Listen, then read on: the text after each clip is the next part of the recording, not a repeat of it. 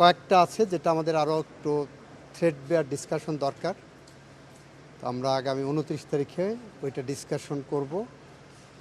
আশা করি 29 তারিখে আমাদের সবগুলো অর্ধদেশের উপরে আমাদের পর্যালোচনা শেষ হবে এবং আমরা রিপোর্ট সাবমিট করব। একই সাথে এগুলোকে আইনে রূপান্তর করা বা না করার দিকে আমরা এগিয়ে যাব। এখন পর্যন্ত কতগুলো বিষয় অধ্যাদেশের বিষয়ে একমত হয়েছে কমিটি? মনে করেন 120টার উপরে একমত হয়েছি যে করা বা না করা, সেটা এখনো আমরা সর্ট আউট করি নাই। এগুলো আলোচনা হচ্ছে।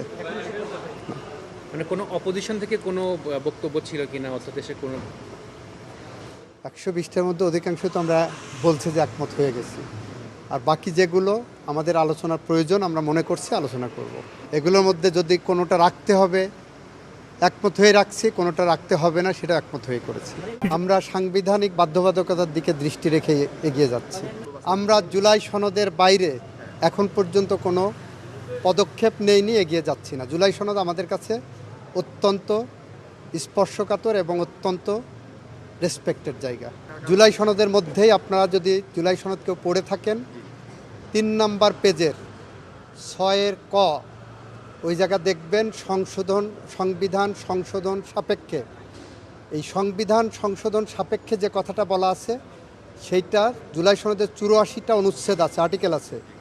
1 থেকে 47 পর্যন্ত হলো সংবিধান সংশোধন সাপেক্ষে হওয়ার কথা, আর 48 থেকে বাকি 84 পর্যন্ত অধ্যাদেশ করে আইন করে বা অন্যভাবে করা সম্ভব হবে।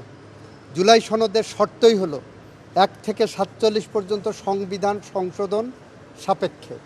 এই জায়গাটা আপনারা ভালো করে দেখেন 3 নম্বর পেজের 6 ক। আমরা সংবিধান এবং জুলাই সনদকে প্রাধান্য দিচ্ছি।